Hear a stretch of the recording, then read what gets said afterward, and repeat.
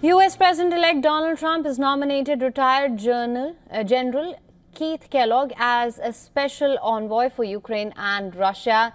The staunch loyalist served in the national security roles in Trump's first administration. He is now charged with ending the 2.5-year-long war.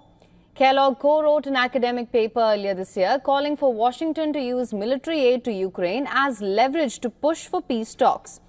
He said that at a Republican convention in July that Ukraine's options are quite clear, and if it does not want to negotiate, it has to accept the fact that it can have enormous losses and have children killed.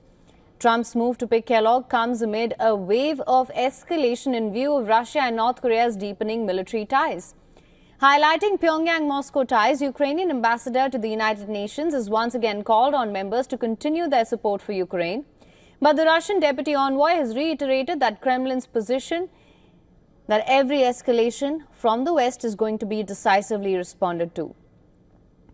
Meanwhile, the Russian Foreign Ministry has further warned against the idea that the West should give Ukraine nuclear weapons. Calling the move insane and suicidal, the ministry spokesperson said it is in the interest of responsible governments to ensure that such a scenario does not unfold.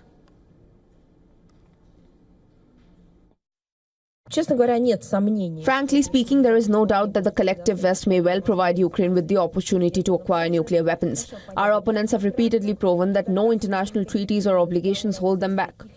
I cannot tell you that we have any facts at this stage, but we believe that it is in the interest of truly responsible states to prevent such a development of events.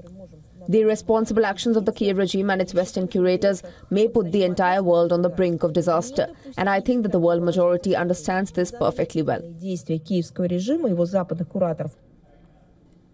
But Ukraine's NATO allies are not stepping back either. Baltic and Nordic nations as well as Poland are ready to step up sanctions against Russia.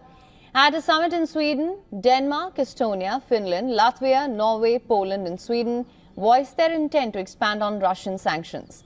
And the German intel chief has warned that Russia's acts of sabotage against Western targets may eventually prompt NATO to invoke its Article 5 mutual defense clause. Under Article 5, if a NATO member comes under attack, the other members of the alliance are obliged to help it respond. Russia, meanwhile, is seeking to step up relations with ally nations.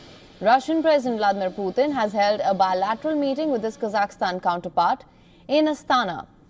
Putin told Tokayev that Russia sees Kazakhstan as its loyal friend, reliable and closest ally.